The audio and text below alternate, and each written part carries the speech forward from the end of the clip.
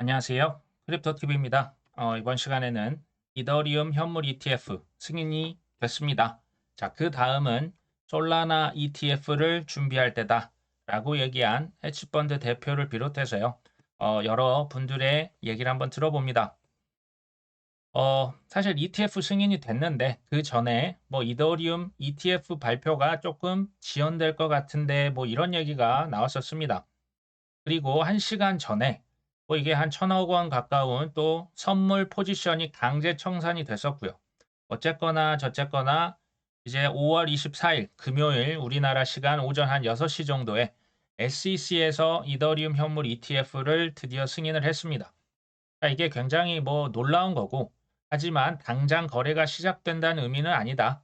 이제 S1 그 서류가 승인이 돼야 된다. 시간은 조금 더 필요할 것 같다 얘기를 했고요. 자, 5월 24일 금요일 컨센시스. 컨센시스는요, SEC로부터 메타마스크 지갑이 이자 준다며 하면서 증권법 위반 혐의로 그 웰스 노티스를 받은 적이 있습니다. 자, 여기에서는 이더리움 현물 ETF 승인을 환영한다. 이제 이더리움이 증권이 아니라는 것이 입증이 됐다. 이더리움 상품이다. 이런 얘기를 한 겁니다. 그다음 홍콩에 또 중국에 굉장히 큰 금융 세력 해시키 그룹의 한 애널리스트는 이더리움 현물 ETF가 비트코인 ETF의 75%까지도 성장이 가능할 것이다. 사실 뭐 이더리움 이제 막 시작 발걸음을 이제 막 뗀 거고요. 아직 시작도 사실 안 해서 비트코인의 75%는 굉장한 규모거든요. 자, 이더리움은 지분 증명 메커니즘을 갖고 있어서 담보, 그러니까 이것을 맡겨놓고 대출도 가능하고요. 맡겨놓고 이자도 받을 수가 있습니다. 이 엄청난 상품입니다. 스테이킹도 가능하죠. 근데 현재 코인의 80% 이상이 POS더라. 채굴이 아니라 지분 증명이더라. 그래서 다른 자산 운용사들도 다른 알트코인 현물 ETF 이거 출시 준비할 수 있다. 뭐 당연한 얘기죠. 전체 코인의 80%가 지분 증명을 채택했다. 그럼 여기에서 다 뭐가 나옵니까? 이자가 나오는 거죠. 이 엄청난 꿀 같은 시장을 월가에서 또 전 세계 금융 세력이 이걸 가만둔다고요? 절대 가만 안 두죠. 그래서 SEC를 통해서 각 거래소에 기소장을 날리고 너희들 이자 장사하지 마라고 경고를 지난 뭐 몇 년간 했었지 않습니까? 스테이킹에 대한 이슈는 큰 이익이 담긴 사안이기 때문에 이거 제가 볼 때 나중에 필요하다면 법을 바꿔서라도 스테이킹 월가 금융기관에서 결국 저는 가져갈 것으로 예상을 합니다. 미국에서 하원에서 이미 통과가 된 법안이 있습니다. 이제 FIT 21이라고 21세기 혁신 및 금융 법안이라는 게 있죠. 굉장히 친코인적인 법안입니다. 규제 권한은 SEC가 아니라 CFTC다. 암호화폐 70%는 상품이다. 증권이 아니다. 그리고 해서 굉장히 의미심장한 문구가 있습니다. 투자 계약만으로 증권이 되지 않는다. 이거 사실 90년간 전 세계를 호령했던 뭐 미국의 법이지만요. 하위 테스트라고 있죠.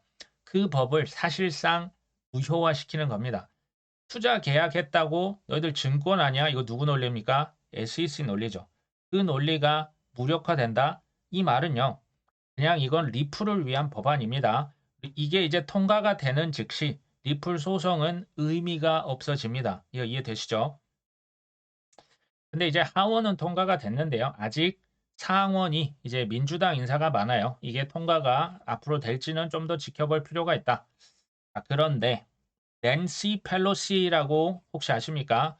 이분이 민주당의 대모죠. 뭐 이제 미국의 민주당 대모고요. 미국의 소위 넘버 3. 뭐 트럼프 대통령이 이렇게 발언했을 때 뒤에서 종이 찢으셨던 그 나이 많은 할머니 혹시 기억나십니까? 그분이 낸시 펠로시입니다. 자, 그런데 이분이 전 하원 의장 출신이거든요. 공화당이 지지하는 암호화폐 법안, 아까 제가 말씀드렸던 FIT 21, 이 친코인 법안에 대한 지원을 검토하겠다. 지지를 고려하고 있다. 잠재적 지지 여부는 정보의 정통한 소식통에 의해서 밝혀졌다. 이거 굉장히 중요한 얘기입니다. 갑자기 공화당이 발의를 했던 친코인법을 지지하겠다. 이 민주당의 데모격이거든요. 지금은 뭐 물론 이렇게 물러났지만요. 저는 이게 의미하는 바가 굉장히 크다라고 봅니다.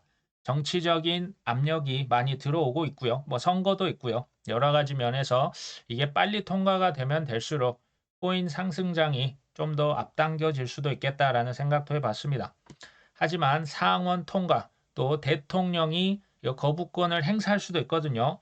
한 6월 첫째 주까지는 지켜봐야 되지 않겠냐라는 생각입니다. 자, FIT 21이 시행이 되면 다수의 코인들이 탈중앙 또는 증권 중에 선택해야 된다.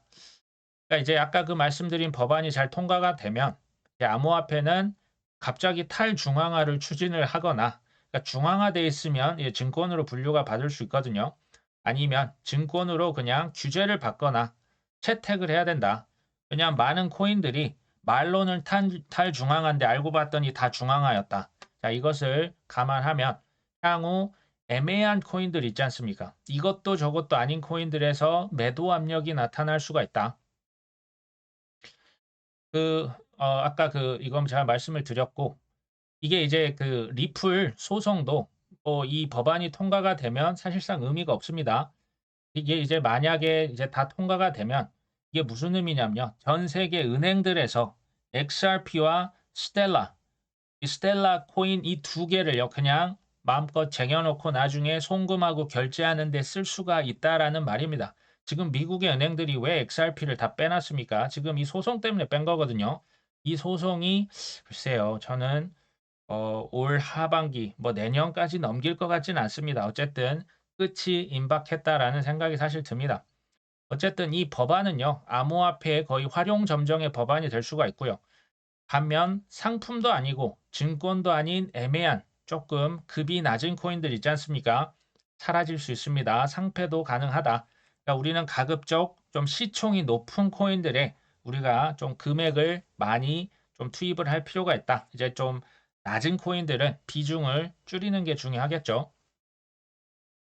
미국의 헤지펀드 스카이브리지 캐피털 설립자죠. 앤서니 스카라무치라고 하는 친구가 우리는 이제 솔라나 ETF를 준비할 것이다 라고 이렇게 트윗을 뭐 길게도 아니고 이렇게 짧게 남겼습니다.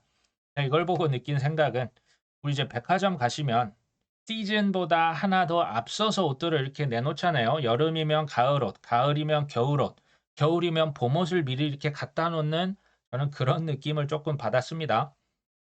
그리고 제가 예전 말씀드렸던 프랭클린 템플턴, 뭐 여기는 세계 약 20위권의 굉장히 그 덩치가 생각보다 큽니다. 여기에서 솔라나를 뭐 작년부터 계속 찬양을 했었습니다.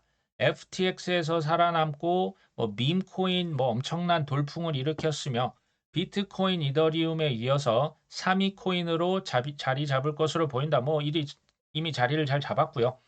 이런 현상은 앞으로도 지속될 것으로 예상된다.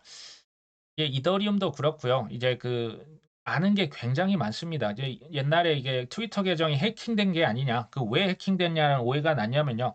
너무나 코인 찬양적인 발언을 많이 해서 얘네들 이거 해킹된 거 아니야? 라는 의혹까지 받았었습니다. 자, 그러면서 올해 초에 이미 솔라나 역시 현물 ETF 신청할 거라고 사실상 암시를 했었거든요. 반면 이 좋은 지금 밥상이 차려진 마당에 인도의 중앙은행에서는 암호화폐 또 비난 성명을 발표합니다. 투명성도 부족하고 투기 심리에 의해서 좌우가 되고 책임성도 없고 안정성도 없고 규제 명확성도 부족하다. 뭐 이런 얘기 사실은 뭐 익숙하죠. 특히 중앙은행에서 이런 얘기를 많이 하는데요. 지금 전 세계에서 가장 반코인적인 국가 어딜까요? 인도입니다. 인도는 실제로 지난 몇 년간 이게 말도 못하는 탄압을 가했고요. 이제 세금을 거둔다는 그거 하에 지금 세율을 뭐 33% 가까이 이렇게 매겨버리니 뭐 거래소도 떠나고요. 그 투자자들도 다 해외로 다 도망쳤습니다. 그래서 사실상 뭐 시장이 무너지다시피 했거든요. 제 개인적인 의견은 인도 결국에는 친코인 정책으로 우회할 겁니다. 자, 중국이 넘어왔는데 인도 마지막까지 지금 버티고 있는 격입니다. 이것을 증명해 보라고 하신다면 글쎄요. 이제 제가 예를 들겠습니다. 전 세계가 다 인터넷으로 연결이 되어 있고 뭐 모든 지식, 검색이 다 가능하죠. 근데 예를 들어서 북한 예를 들면요. 북한은 전 세계 사실 인터넷 연결을 할 수 있는데 외부와의 접속을 스스로 끊어버린 거죠. 뭐 자국의 보안을 위해서 이제 정보를 해외 유출이 안 되게끔 하지 않습니까? 그런 격입니다. 그렇게라도 하려면 뭐 하는 거겠지만 그랬을 때 뭐 여러 가지 그 디지털 경제에 대한 여러 가지 불이익이 아마 클 겁니다. 이것은 아마 쉽지 않을 거고요. 증명이 가능하다라고 하면 지금 비트코인, 뭐 이더리움, 뭐 증명이 어느 정도 제가 볼 땐 끝났거든요. 그러니까 가격이 비싼 겁니다. 다른 코인에 비해서요.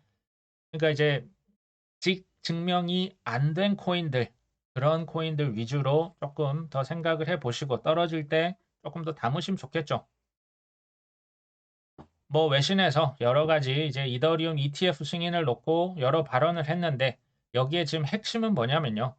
이더리움이 상품이면 솔라나도 아발란체도 상품인 것을 시사한다. 지금 이런 발언을 한 겁니다. 이더리움 현물 ETF 승인, 증권성 논란, 이제 사실상 끝난 것이다. 하고 사실 뭐 어떻게 보면 쾌재를 부른 겁니다. 코인베이스의 뭐 최고 법률 책임자도 이더리움을 사실상 상품으로 간주를 했다라고 이렇게 발표를 했죠. 그러니까 게리 겐슬러, 뭐 블룸버그나 여러 뭐 기자들이 질문을 하지 않습니까? 이더리움 증권성 여부 이거 확실하게 상품입니까? 뭐 증권입니까? 대놓고 물어보는데 절대 답 안 했거든요. 노 코멘트만 계속 헛소리만 했었죠. 이게 이제 본인도 이제 대세는 넘어간 걸 알고 끝까지 어떻게 보면 버텨봤지만 뭐 그 뚝이 이제 좀 넘어진 듯한 느낌을 전 강하게 받습니다. 제임스 세이퍼트가 미국 SEC 내부에서 어떤 위원이 있다. 캐롤라인 크랜쇼라고 하는 위원이 있는데 이전에 비트코인 현물 ETF 승인될 때도 잘못됐습니다 하고 이의를 제기했는데 지금 이더리움에도 누군가 또 이의를 제기할 것 같다. 근데 그래봤자 이거 이미 결정이 끝났다. 자 이러면서 그러니까 이게요. 참 그 SEC 보면서도 참 가지가지한다. 예, 정말 가지가지 뭐 해킹도 하고 뭐 예전에 거짓 발표 뭐 언론사에서 발표도 하고 근데 이번에 뭐 해킹 이런 거 안 했죠. 그러니까 누군가 또 한번 이의를 제기해 봤다. 뭐 그냥 그러려니 하시면 될 것 같고요. 갤럭시 디지털 이더리움 현물 ETF가 7월이나 8월 정도면 시작이 될 가능성이 높다. 뭐 생각보다는 그럼 빠른 거 아닙니까? 그리고 이제 블룸버그 애널리스트 발추나스 이 친구는 뭐 예전에 3, 4개월 걸린다고 했더니 이제 6월이면 S1 승인이 될 것 같은데 ETF 판매될 것 같은데라고 얘기를 합니다. 어떤 사람은 6월이라고 하고 어떤 사람은 7, 8월이라고 어떤 사람은 9월, 10월까지는 돼야 된다고 하고 뭐 이제 승인을 조금 이제 앞당겨서 한 것도 그렇고요. S1도 이게 앞당겨진다면 선거에 좀 그런 입김이 들어가지 않았나라는 추측을 해봅니다. 근데 더 중요한 건요. 이거 이제 되겠죠. 이더리움 ETF 판매가 될 거고 이 스테이킹에 대한 부분이 어떻게 처리가 될 것이냐. 뭐 제가 볼 땐 뭐 거의 좀 정해진 것 같긴 하지만 뭐 프로메티움에 진짜 다 몰아줄지 아니면 친코인 법안 이번에 뭐 어떻게 처리가 잘 될지 상원에서 반대가 될지 뭐 미국의 대통령 선거 지금 뭐 누가 될지 아직은 모르잖아요. 자 이런 모든 것들 중요하지만 크게 보면 뭐다 그냥 소음입니다. 뭐 그러려니 하시고 그냥 결과를 기다리시면 되겠고요. 제일 중요한 거 이게 올 하반기 어느 시점이 될 수도 있고요. 내년 상반기가 될 수도 있습니다. 바나나 존이라는 것이 시작될 겁니다. 이전에 팔면 그 전에 아무리 잘했어도 뭐다 다 지는 격입니다. 반대로 그 바나나 존 전까지 뭐 많이 잃기도 하고요. 실수했어도 그래도 많이 다시 쟁였다가 바나나 존까지 기다렸다 상승하는 순간 그때 위너가 다시 될 수 있습니다. 그만큼 조금만 더 기다리시는 게 중요하겠다. 기존에 보면 뭐 말들이 많잖아요. 뭐 누가 뭐 증권이다 아니다 뭐 친코인 법안이다 뭐 표결을 한다 대통령이 뭐 거부권을 행사하겠다. 제가 볼 때는 그렇게 영향가 있는 얘기들 같지는 않아요. 중요한 거는 이제 행동도 같이 보자는 거죠. 5월 10일자 제가 한번 봤는데요. 누군가가 이더리움 37,000개를 사서 코인베이스 프라임 지갑 여기는요 이제 미국의 기관 투자자들 전용 계좌고요.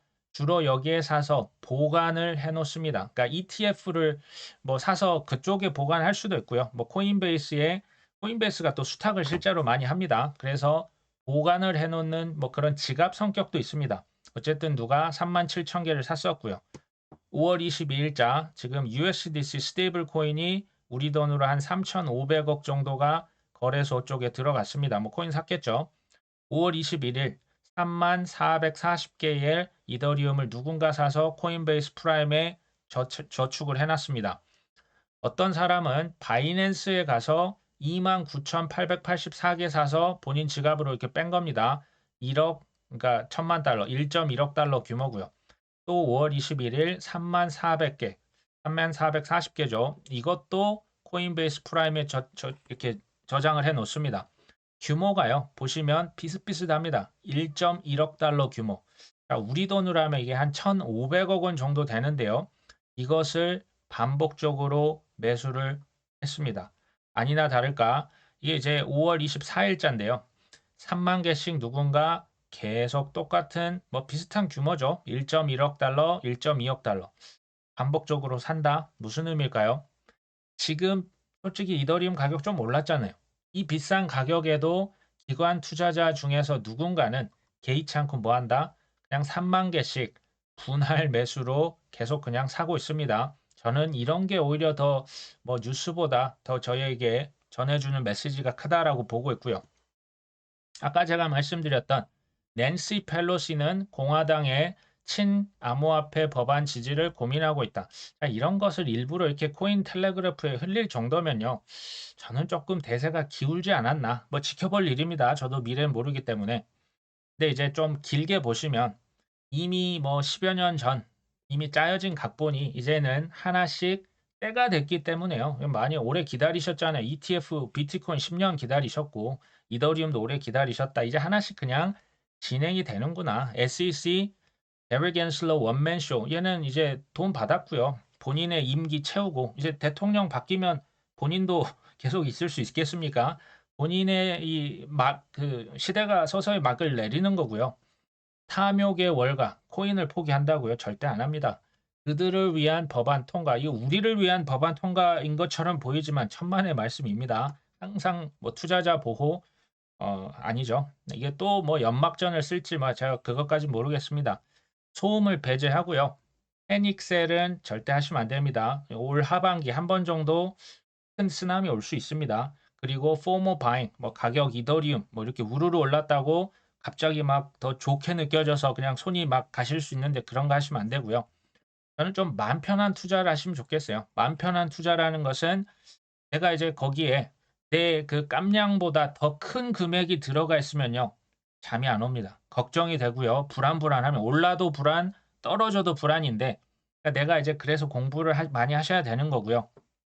비트코인, 이더리움, 뭐 솔라나, 뭐 도지코인, 아발란체, 카르다노 이런 시가총액이 조금 높은 코인들 위주로 좀 투자를 많이 해놓으시고 또 이 좀 작은 코인들은 비중을 적게 가져가셔야 밤에 잠을 좀 더 잘 주무시지 않을까. 그 바나나 존까지 가면 뭐가 됐든 많이 오를 겁니다. 자, 오늘 방송은 여기까지 합니다. 끝까지 시청해 주셔서 감사합니다.